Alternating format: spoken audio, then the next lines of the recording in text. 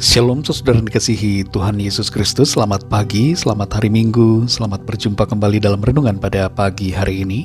Doa dan harapan saya saudara semua ada dalam keadaan yang baik, sehat, penuh sukacita dan berkat-berkat Tuhan. Sebelum kita mendengarkan renungan firman Tuhan, mari sama-sama kita satukan hati dan berdoa. Bapa kami yang di surga, Bapa dalam nama Tuhan Yesus Kristus, kami bersyukur untuk pagi hari ini. Kembali kami boleh bangun dengan kekuatan yang dari Tuhan. Sungguh besar kasih-Mu, tidak habis-habisnya rahmat-Mu bagi kami, selalu baru tiap pagi. Saat ini kami mau mendengarkan sabda firman-Mu. Jamah hati kami Tuhan, agar kami dapat mengerti apa yang menjadi kehendak-Mu, dan kami taat melakukan firman-Mu. Dalam nama Tuhan Yesus kami berdoa. Haleluya. Amin. Saudara dikasih Tuhan, pembacaan Alkitab kita pada saat ini terdapat dalam 1 Korintus pasal yang ke-14. Saudara dapat membacanya secara pribadi setelah mendengarkan renungan ini. Saya akan membaca 1 Korintus 14 ayat yang kedua. Tertulis demikian. Siapa yang berkata-kata dengan bahasa roh, tidak berkata-kata kepada manusia, tetapi kepada Allah. Sebab tidak ada seorang pun yang mengerti bahasanya. Oleh roh, ia mengucapkan hal-hal yang rahasia. Saudara dikasih Tuhan, selama Perang Dunia Kedua, berbagai negara yang terlibat dalam perang mempunyai bahasa kodenya masing-masing yang bersifat rahasia untuk keperluan operasi militer mereka. Jepang juga demikian, mempunyai kode rahasia yang dibuat dengan sangat rumit dan tidak diketahui oleh negara lain. Tapi ada seorang yang bernama Alvin Urquhart yang membantu Angkatan Laut Amerika Serikat dan berhasil memecahkan kode operasi Angkatan Laut Jepang selama Perang Dunia Kedua. Urquhart dipilih untuk menjadi bagian dari Stasiun Hippo, sebuah unit pemecah kode kantor intelijen Angkatan Laut Amerika Serikat yang berbasis di Pearl Harbor. Dengan bantuannya, semua rencana operasi Jepang dapat diketahui.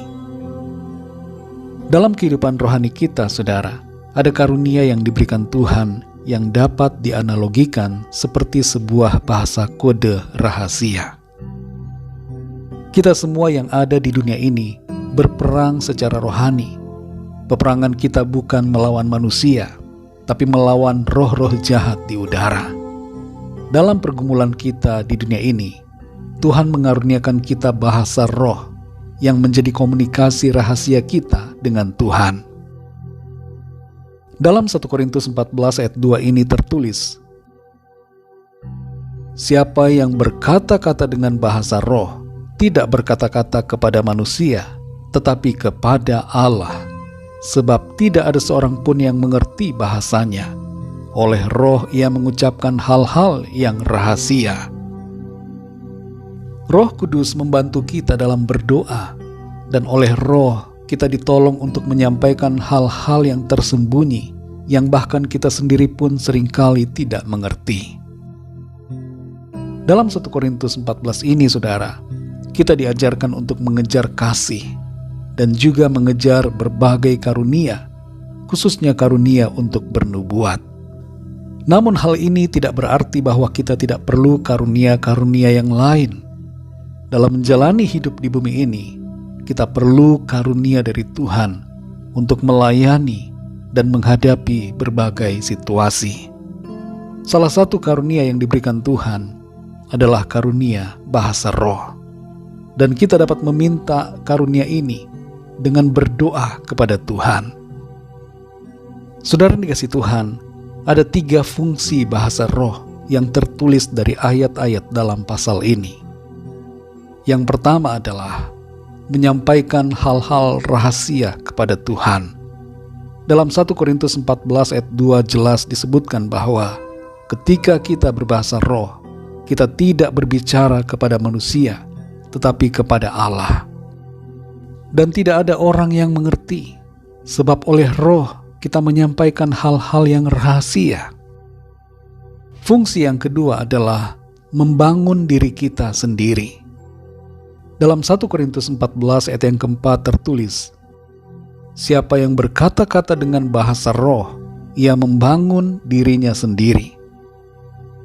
Terkadang saudara, dalam menjalani kehidupan kita merasa lemah dalam menghadapi berbagai keadaan. Tapi ketika kita berbahasa roh yang sungguh datang dari Roh Kudus, bukan yang dibuat-buat, itu membangun diri kita menjadi kuat di dalam Tuhan. Fungsi yang ketiga, saudara, membangun orang lain dan jemaat. Bahasa roh dapat berfungsi membangun orang lain dan jemaat apabila ditafsirkan. Oleh karena itu, saudara, perlu karunia untuk menafsirkan bahasa roh, supaya kita dapat mengerti apa yang diucapkan. Di ayat yang ke-13 dari pasal ini dikatakan, "Karena itu siapa yang berkata-kata dengan bahasa roh, ia harus berdoa, supaya kepadanya diberikan juga karunia untuk menafsirkannya." Saudara yang dikasihi Tuhan, mari kita hidup dalam kasih. Biarlah kasih Tuhan itu menguasai hati dan mewarnai kehidupan kita senantiasa. Dan di samping itu, saudara, mintalah karunia-karunia roh kepada Tuhan, agar kita diperlengkapi untuk pelayanan dan agar kita siap dalam menghadapi berbagai situasi yang ada. Mari kita berdoa, saudara. Terima kasih Tuhan Yesus, kami mengucap syukur untuk firman-Mu yang sudah kami dengar, yang mengajarkan kepada setiap kami untuk mengejar kasih dan hidup dalam kasih-Mu. Dan di samping itu kami rindu untuk mengalami dan memperoleh karunia-karunia roh yang daripada-Mu Tuhan. Berikan kami karunia-Mu ya Bapa. Kami perlu dalam kehidupan kami. Penuhi setiap kami ya Tuhan dengan roh-Mu yang kudus. Penuhi kami Bapa. Penuhi kami dalam nama Tuhan Yesus. Karunia-karunia roh kudus Tuhan berikan kepada setiap kami. Dan ajar kami Tuhan untuk memakai setiap karunia-Mu untuk melayani Tuhan dan melayani sesama kami. Terima kasih untuk anugerah-Mu Tuhan. Kami percaya kami sudah terima karunia-karunia roh kudus-Mu ya Tuhan, yang Tuhan berikan untuk memperlengkapi kami. Terpujilah nama-Mu ya Bapa. Berkat-Mu atas setiap kami di sepanjang hari ini, dalam setiap kegiatan dan aktivitas kami. Pimpin kami Tuhan, supaya apapun yang kami lakukan dan kerjakan, semuanya menyenangkan hati Tuhan. Kami berdoa bagi setiap kami yang sedang dalam pergumulan, sakit penyakit, berbagai persoalan, agar tangan Tuhan menjamah, memberikan jalan keluar, pertolongan dan kesembuhan yang daripada-Mu. Setiap permohonan doa yang disampaikan, kami bawa ke hadapan-Mu Tuhan. Kami percaya Engkau melawat dan menilik dari tempat maha tinggi, dan memberikan jawaban sesuai dengan apa yang kami perlukan. Terima kasih Bapa. Kami percaya kami alami kemenangan, sukacita, dan berkat-berkat Tuhan. Dalam nama Tuhan Yesus Kristus, Tuhan dan Juru Selamat kami sudah berdoa dan mengucap syukur. Haleluya. Mari sama-sama kita berdoa doa Bapa kami. Bapa kami yang di surga, dikuduskanlah nama-Mu, datanglah kerajaan-Mu, jadilah kehendak-Mu di bumi seperti di surga. Berikanlah kami pada hari ini makanan kami yang secukupnya, dan ampunilah kami akan kesalahan kami, seperti kami pun mengampuni orang yang bersalah kepada kami.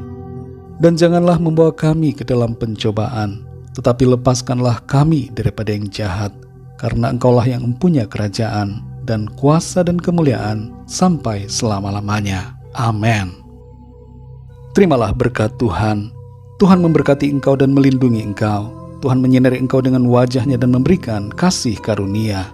Tuhan menghadapkan wajah-Nya kepadamu dan memberikan damai sejahtera. Berkat anugerah dari Bapa Surgawi, cinta kasih karunia dari Tuhan Yesus Kristus, dalam persekutuan dan penghiburan Roh Kudus, menyertai kita semua, sekarang ini dan sampai selama-lamanya. Dalam berkat nama Tuhan Yesus Kristus. Haleluya. Amin. Puji Tuhan, saudara yang dikasihi Tuhan, saya percaya firman Tuhan menjadi berkat dan kekuatan buat saudara semua. Dan Roh Kudus akan menolong saudara untuk lebih lagi memahami kebenaran firman Tuhan. Tuhan Yesus memberkati saudara semua. Sampai jumpa dalam renungan yang berikutnya. Haleluya!